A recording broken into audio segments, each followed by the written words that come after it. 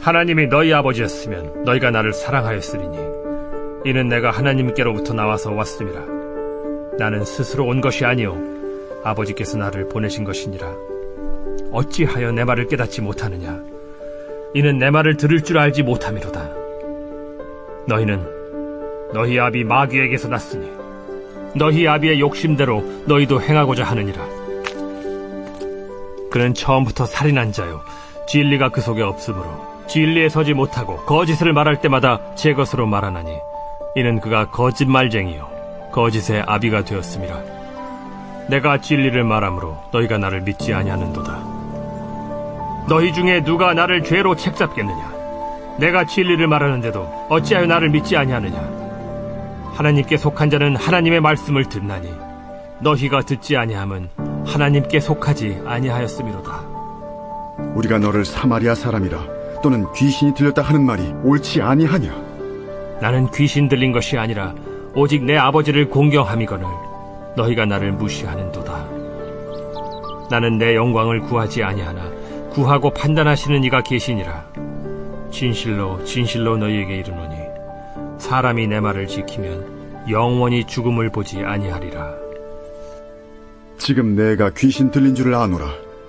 아브라함과 선지자들도 죽었거늘 내 말은 사람이 내 말을 지키면 영원히 죽음을 맛보지 아니하리라 하니 너는 이미 죽은 우리 조상 아브라함보다 크냐? 또 선지자들도 죽었거늘 너는 너를 누구라 하느냐? 내가 내게 영광을 돌리면 내 영광이 아무것도 아니거니와 내게 영광을 돌리시는 이는 내 아버지시니 곧 너희가 너희 하나님이라 칭하는 그이시라. 너희는 그를 알지 못하되 나는 아노니 만일 내가 알지 못한다 하면 나도 너희같이 거짓말쟁이가 되리라. 나는 그를 알고 또 그의 말씀을 지키노라. 너희 조상 아브라함은 나의 때에 볼 것을 즐거워하다가 보고 기뻐하였느니라. 내가 아직 50세도 못 되었는데 아브라함을 보았느냐? 진실로 진실로 너희에게 이르노니 아브라함이 나기 전부터 내가 있느니라. 그들이 돌을 들어 치려 하거늘 예수께서 숨어 성전에서 나가시니라. 여러분께서 지금까지 읽었던 그 요한복음 8장은 그 유대인의 최대 명절 중 하나죠. 이 장막절 마지막 날에 예수님께서 성전에서 가르치셨던 그 내용을 담고 있습니다. 그런데 요한복음에서 이 날이 정말 중요한 이유가 뭐냐면 이때까지 예수님은 내 죽음의 때가 이르지 않았기 때문에 그 유대의 당국자들이 너의 정체를 밝혀라 이렇게 요구할 때 정체를 밝히지 않았어요. 그래서 그동안은 이 유대인들이 예수님을 죽이고 싶어도 죽일 명분이 없으니까 손을 대지 못했거든요. 그런데 이 장막절의 마지막 날에 드디어 예수님이 자기 정체를 밝히세요. 그리고 그 순간을 기점으로 유대인들은 예수님을 죽일 결정적인 명분을 확보합니다. 그러면 예수님이 어떻게 자기 정체를 밝히셨습니까? 이 8장 12절을 보면 이렇게 말씀하시죠. 예수께서 또 말씀하여 이르시되 나는 세상의 빛이니 나를 따르는 자는 어둠에 다니지 아니하고 생명의 빛을 얻으리라 그랬습니다. 그런데 우리는 이 말 뜻이 뭔지를 몰라도 당시 유대인들은 이 말의 뜻이 뭔지를 대번에 알았습니다. 왜냐? 구약 성경에 보면 메시아를 가리키는 여러 가지 타이틀이 있는데 그 중에 하나가 빛이에요. 그러니까 이 유대인들은 빛, 그러면 메시아로 알았어요. 그래서 유대인들이 자기를 소개할 때 감히 쓰면 안 되는 이미지나 단어가 있거든요. 그 중에 하나가 빛이에요. 우리도 그렇잖아요. 조선시대 때 사대부 양반들이 멋을 내면서 자기가 입는 옷에 여러 가지 문양을 새겨 넣었거든요. 그러니까 이 장수를 상징하는 여러 가지 문양을 넣은 거예요. 그런데 그 중에서도 절대 넣으면 안 되는 문양이 있었어요. 그게 뭡니까? 그 용이에요.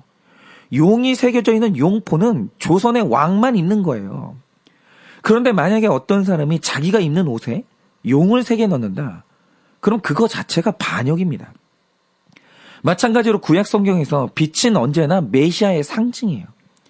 그래서 그 누구도 유대인 중에 감히 내가 빛이다 이런 말을 한 사람이 없었다는 거예요.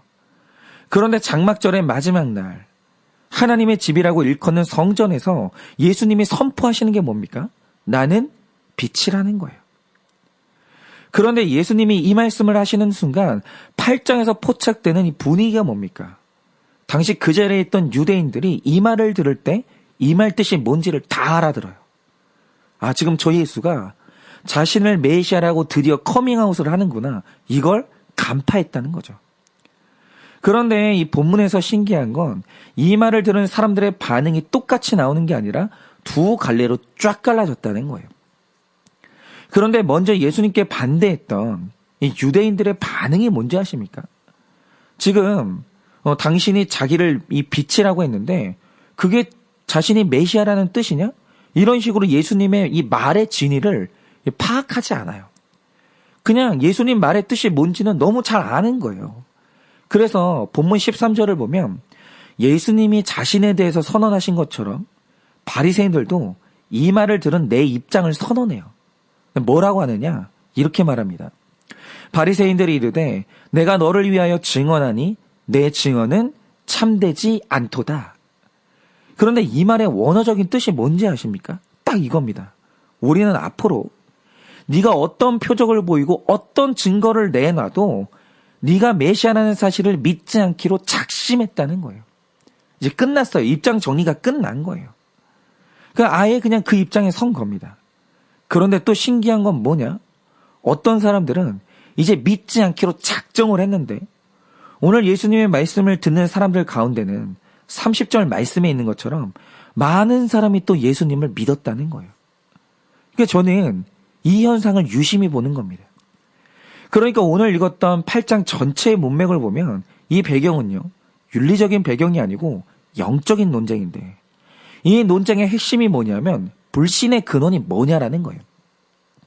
그러니까 이 8장 전체의 내용이 뭐냐면 어떤 사람들은 이 표현이 중요합니다. 예수가 하나님이 너희에게 보낸 메시아라고 말씀을 전할 때 믿었어요. 예수가 메시아인 걸 믿었다는 거죠. 그러나 그 중에 어떤 사람들은 메시아는 필요로 하는데 예수가 메시아라는 걸 끝내 못 믿는 거예요. 이게 8장 전체 내용의 줄거리입니다. 그런데 오늘 이 문제는 굉장히 중요해요. 여러분, 분명히 하나님은요, 죄로 죽어가는 우리 구원을 위해서 자기의 해답을 내놨어요. 바로 그게 예수라는 인물을 그리스도로 받아들이고 믿는 거예요. 그럼 누구든지 구원받습니다. 그런데 유대인들의 태도에서 주목할 게 뭐냐면 그들이 자기가 구원받는 방식으로 나는 그리스도가 필요하다. 이건 인정을 했어요. 그런데 그 메시아가 예수인 건 너무 싫은 거예요. 왜냐라는 거죠. 그러니까 이들은 그리스도는 좋은데 왜 그리스도가 예수인 건 싫었으며 이게 의미하는 게 뭐냐라는 거예요. 오늘은 이게 정말 중요합니다. 그래서 이 의미를 묵상해 보려고 하는데요. 자, 42절을 보시면 예수님은 분명히 말씀하시길 나는 하나님이 보낸 메시아다 이 말씀을 하세요. 그런데 43절에서 말씀하시는 게 뭐냐면 분명히 이게 하나님 뜻인 것을 말했는데 너희가 도무지 듣지 않는다는 거죠. 그러면 왜 안 들을까요? 오늘 예수님이 정말 중요한 말씀을 하시는데요.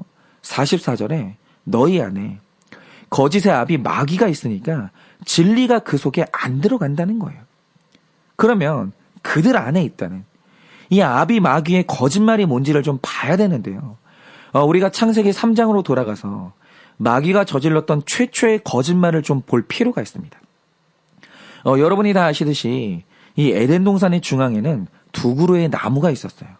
하나는 먹으면 반드시 죽는다고 했던 선악과가 있었고 또 하나는 먹으면 생명을 주는 생명나무가 있었어요. 그런데 이 성경을 볼 때 진짜 이상한 게 뭐냐면 분명히 선악과는 먹으면 죽는다고 하나님이 말했어요. 그런데 아담의 오감에 포착된 선악과는요, 먹음직도 하고 보암직도 했어요. 그런데 더 신기한 게 뭔지 아세요? 먹으면 생명을 준다고 하는 생명나무에 대해서는 그 외모가 어떠했는지 기록이 없어요. 그러니까 추정하기로 생명나무는 생명을 준다고 말씀은 하셨는데 겉보기로는 생명을 줄 것 같은 외모가 없는 거예요. 그러니까 하나님의 말씀과 인간이 보고 느끼는 오감의 판단이 완전히 갈리는 게 생명나무와 이 선악과의 특징이에요. 그러니까 이 아담과 하와에게 있어서 가장 힘들었던 게 뭐냐면 내 눈으로 보고 판단하기에 생긴 것은 선악과가 생명을 주게 생겼거든요. 그런데 이 내가 생명나무를 취하고 선악과를 부인하려면 방법은 딱 하나예요. 그게 뭐냐? 이렇게 판단되는 나를 부인하고 그 과일의 눈에 보이지 않는 본질을 말씀하시는 하나님을 신뢰해야 선악과를 거부하고 생명나무를 취할 수가 있는 거예요. 그러니까 그게 안 되면 선악과는 먹을 수밖에 없고 그게 안 되면 생명나무는 거부할 수밖에 없는 거예요. 그래서 사실 이 선악과의 문제는요. 눈의 문제가 아니라 외모의 문제가 아니라 하나님과 관계의 문제예요. 하나님이 신뢰가 돼야 선악과는 선악과가 되고 그리고 생명나무는 생명나무가 되는 거예요. 그래서 거짓의 아비 뱀이 와서 하와에게 거짓말을 할 때 그 거짓말의 타겟이 뭐였습니까? 선악과를 분석하지 않았어요. 이날 마귀가 한 거짓말의 핵심은 뭐냐? 100% 믿음과 신뢰로 엮여있는 하나님과 하와의 관계를 파괴하는 거예요. 그러니까 결국 저주가 시작되던 그날 하와가 선악과에 손을 댔던 이유가 뭐냐? 선악과가 정말 보암직도 하고 먹음직스러워서가 아니라 그날 하나님에 대한 그 신뢰가 초래됐던 거예요. 여러분 우리가 어떤 판단과 행동을 할 때 그 근원에 뭐가 있는지를 정확히 알아야 되는데요. 그러니까 예를 들어서 이제 우리가 백신을 접종하는 날이 다가오잖아요. 그런데 이 백신에 대해서 믿지 못하는 분들이 꽤 되시더라고요. 그런데 이제 왜 믿지 못하는가를 보면 그 이유가 두 가지 국면으로 나뉘는 것 같은데 진짜로 백신 자체의 안정성을 믿지 못해서 안 맞으려고 하는 분들이 있더라고요. 그러니까 이런 거죠. 아니 그 짧은 시간에 개발했으면 검증도 그만큼 부실했다는 뜻이 아니냐. 나는 못 믿겠다 이런 거죠. 그런데 이런 분들은요. 많은 사람들이 맞고 난 뒤에 안전하다는 사실과 그 효능이 객관적으로 입증이 되면 나중에는 맞을 분들이에요. 그런데 이 백신을 못 믿는 또 다른 입장이 하나 있더라고요. 그게 뭔지 아십니까? 이 백신을 맞으라고 하는 지도자를 못 믿겠는 거예요. 그러니까 이 지도자가 신뢰가 안 가면 관계가 깨져버리면요. 그가 주는 모든 것을 못 믿는 거예요. 그럼 이 문제는요. 다른 문제가 되는 거예요. 이거는 백신의 문제가 아니고요. 관계의 문제예요. 마찬가지로 제가 목회자로서 질문을 정말 많이 받는데 그 질문의 의도를 보면 두 가지 국면으로 나뉩니다. 그러니까 나는 성경을 믿는 사람이에요. 그런데 저 목사가 하는 말이 성경에 있으면 믿을 준비가 되어 있는데 정말 당신 말이 성경에 있는 말인지 요구하시는 분들이 있어요. 그런데 이런 분들은요. 해당 구절을 보여드리고 같은 말을 했던 권위 있는 목사님들의 설교를 소개하면 그분들은 믿어요. 왜냐하면 이거는 성경의 문제지 관계의 문제가 아니거든요. 그런데 어떤 분들은 아예 저라는 사람에 대한 신뢰가 깨진 분들이 있어요. 그런 분들은요. 제가 무슨 말을 해도 못 받아요. 그래서 이 문제는요. 이게 말씀의 문제, 설교의 문제가 아니고요. 저와 그분의 관계의 문제가 되는 거예요. 마찬가지로 여러분 이 선악과는 우리를 죽이는 죄의 상징이고 눈으로 볼 때 볼품이 없으나 우리에게 생명을 주는 이 생명나무는 예수 그리스도의 상징이거든요. 그런데 왜 이날 하와가 생명 대신 예수님을 거부하고 나를 죽이는 선악과를 선택했는가? 그 근본에는 하나님에 대한 신뢰가 무너졌던 거예요. 이거는 관계의 문제예요. 그러니까 오늘 말씀을 보세요. 하나님은 우리의 생명나무로 보잘것없는 목수의 아들 예수를 보내셨어요. 여러분 우리 생명나무가 목수의 아들이에요. 그런데 유대인들이 그 예수를 메시아로 인정을 못하는 거예요. 그러면 이 찌질한 예수가 내 메시아라는 것을 인정하지 못할 때 그 근본적인 이유가 뭘 것 같으세요? 정말 그의 신분 때문인 것 같으세요? 그 겉모습 같은 거, 그 겉모습 때문인 것 같으세요? 만약에 그렇다면 모든 유대인들이 예수님을 거부해야죠. 그런데 또 어떤 사람들은 똑같은 예수를 메시아로 받았다는 거예요. 그럼 그 이유가 뭔가? 그 답이 42절에 나와 있는데 예수님이 하시는 말씀이 뭡니까? 이르시되 하나님이 너희 아버지였다면 너희는 나를 사랑했을 거라는 거예요. 그런데 애초에 이런 찌질한 예수를 굳이 메시아로 보낸 그 하나님이 신뢰가 안 가니까 예수님이라는 구원의 방법도 싫은 거예요. 그러니까 근본적으로 하나님하고 이 관계가 깨진 거예요. 그럼 우리가 이걸 적용해보자 이거죠. 지금 어떤 남자 앞에 10년을 같이 살아온 아내가 있고 직장에서 새롭게 만나게 된 매력 있는 동료 여직원이 있어요. 그런데 이 아내를 가만히 보고 있으면 완전히 권태에 빠져가지고 새로움도 없고 매력도 없고 결정적으로 예뻐 보이질 않는 거예요. 그런데 오늘 성경이 말하는 게 뭐냐면 오늘 네 앞에 서 있는 그 볼품없는 아내가 너의 구원을 지켜주는 생명나무고 그 여자가 내가 너에게 보내준 예수 같은 아내라는 거예요. 그 아내를 붙들어야 된다는 거죠. 그 관계 안에 생명이 있다는 거예요. 그런데 이거보다 더 강하게 말씀하시는 게 뭔가 지금 네 눈앞에 나타난 너무나 새롭고 네 심장을 뛰게 하는 그 여자가 손대는 순간 죽게 되는 선악과라는 거예요.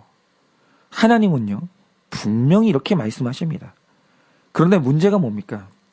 하나님이 이렇게 말씀하시니까 그래 나는 내 아내만 사랑해야지 이게 안 된다는 거예요. 사람의 마음은 그렇지가 않아요. 여러분 우리 죄인들은요 내 눈앞에 나타난 그 선악과의 그 아름다움이 포기가 안 돼요. 그런데 이런 죄의 문제 때문에 갈등이 깊어져 갈 때 숨겨졌던 마음 하나가 드러나는데 그게 뭔지 아십니까? 알고 보니 이건 선악과 자체의 문제가 아니라 하나님과 우리의 관계의 문제라는 거예요. 저도 겪어봐서 아는데요. 내 죄에 대한 내 욕망이 너무너무 커져서 괴로울 때 그때 최종적으로 미운 게 누군지 아십니까? 내 마음 설레게 하는 이걸 죄라고 하시는 그 하나님이 너무 미워지는 거예요. 너무. 아니 지금 내 마음이 이렇게 설레는데 나에게 이런 기쁨이 찾아오는데 왜 이걸 죄라고 하는가? 내가 혹시 지옥에 가더라도 당장은 즐기고 싶다. 이런 내 마음을 죄라고 하는 하나님이 너무 싫다. 여러분 이런 절박한 갈증이 생기는데 이때 하나님과의 관계가 견고하면 결국 그 악한 소원은 이길 수 있어요. 그런데 죄라는 걸 분명히 들었는데도 선악과에 손을 댄다. 그러면 반드시 그 전에 있어야 되는 게 뭔지 아십니까? 하나님과 내 관계가 파괴돼야 그 선을 넘을 수 있는 거예요. 이거는 관계의 문제예요. 그 말씀에 대한 신뢰가 무너지지 않았는데 죄의 선을 넘는다. 그런 경우가 있을 수는 있죠. 그런데 그런 경우는 다윗처럼요. 빨리 회개하고 돌아와요. 계속 그 죄에 머물러 있지 않아요. 그러나 우리가 죄를 짓는 근본 이유가 뭐냐? 이걸 죄라고 하시는 하나님 자체에 대한 신뢰가 무너져야 그게 가능해지는 거예요. 그러니까 지금 저도 지금에 와서 깨달아지는 게 저는 굉장히 오랫동안 제 부모님이 하나님이 나에게 주신 생명나무라는 걸 인정하지 못하고 살았어요. 그러니까 이런 거죠. 어머니 아버지가 열심히 사신 건 인정돼요. 말씀대로 살았냐? 그것도 인정이 돼요. 근데 문제는 뭐냐면 제 오감으로 볼 때 제 눈에 비춰지는 그분들의 모습은 너무 볼품이 없는 거예요. 목회의 기쁨과 영광이요. 그것도 그 대형 교회나 그런 게 있는 거지. 아니 작은 교회에 무슨 생명나무가 있냐고요. 제 눈에는 그게 안 보이는 거예요. 아버지의 인생과 아버지가 목회했던 그 작은 교회는 생명나무가 없는 거죠. 그래서 저는 제가 선택한 게 뭐냐면 저는 보암직도 하고 먹음직도 한 이 선악과를 서슴없이 입에 대고 살았던 거예요. 그러니까 설교를 하면서 마치 없는 사실을 있는 것처럼 말하고 또 있는 사실은 훨씬 더 과장하고 부풀리면서 마치 제가 엄청난 체험을 한 사람이고 대단한 거룩을 이룬 사람인 것처럼 그렇게 거짓말을 하는데 저는 그것도요. 이게 설교를 하는 기술이라고 자기를 합리화하면서 잘 들림직한 그 거짓말의 선악과에 막 손을 대고 입을 댄 거예요. 그리고 제가 뭐 한 영혼을 위해서 사역하고 사랑하고 그런 거 없었습니다. 한 사람이 내 야망을 위한 도구가 돼서 마음껏 조종하고 살았던 거예요. 그런데 제가 이게 목사의 직분을 가지고 지옥에 가는 게 마땅했다. 그런 삶을 살았던 근본적인 이유가 뭐냐면 아버지 어머니의 삶이 옳다 하시는 하나님이 신뢰가 안 가는 거예요. 그게 내 생명나무, 이 길이 내 생명나무라는 걸 인정이 안 되는 거예요. 그러니까 이렇게 볼품없는 인생이 예수님의 제자 되는 삶이라고 하면 저는 그런 길을 주시는 하나님이 너무너무 싫은 거예요. 왜 이 길밖에 없는가? 다른 길은 없는가? 아니, 잘 살면서, 물질적으로 풍요하면서, 하고 싶은 거 다 하면서, 그렇게 예수 믿는 방법은 없는 거예요. 그 하나님이 너무 악하게 느껴지고, 그 하나님을 믿을 수가 없는 거예요. 그러니까 저는요, 지난날에 저는 완전히 하나님과의 관계가 무너진 것도 모르는 채로 나 자신을 주의 종이라고 말하면서 살았던 완전히 죽은 인생이었던 거예요. 제가 그걸 몰랐어요. 그런데 신기한 게 뭐냐. 제가 제 죄를 보고 하나님과 관계가 회복되니까 그때부터 하나님이 주신 환경도 받아지게 되고, 아, 이 십자가의 길이 내 생명의 길이구나. 이게 인정이 되고, 저에게 하시는 책망의 말씀도 들리기 시작하는 거예요. 제가 느끼게 된 건 그겁니다. 중요한 건 하나하나 그 사건 자체가 아니라 하나님과의 관계구나. 여러분은 지금 어떤 선악과에 손을 대고 계십니까?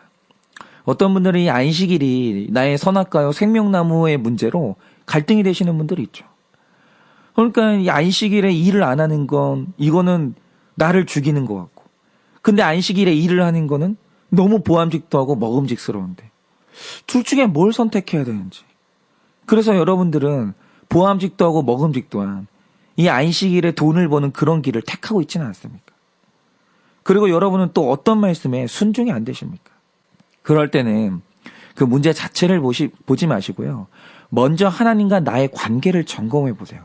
여러분은 하나님을 100% 신뢰하십니까? 여러분, 하나님이 여러분 진짜 아버지세요? 혹시 하나님이 안 믿어지고 하나님이 악한 신 같아서 하나님이 명령하는 길이 꼭 나를 죽이는 일 같고, 또 하나님의 명령이 꼭 나를 망하게 하는 것 같이 그렇게 느껴지지는 않으십니까? 여러분, 오늘 하루 가장 먼저 하나님과 관계를 점검하셔야 돼요. 관계가 회복되지 않으면 그 말씀을 받을 수도 없고 하나님이 주시는 생명나무를 생명나무로 알아볼 수도 없는 거예요. 여러분, 그렇게 오늘 하나님과의 관계가 회복되어서 내 삶에 볼품없는 생명나무가 영생을 주는 생명나무로 보이고 받아들여지길 예수님의 이름으로 축원을 드립니다.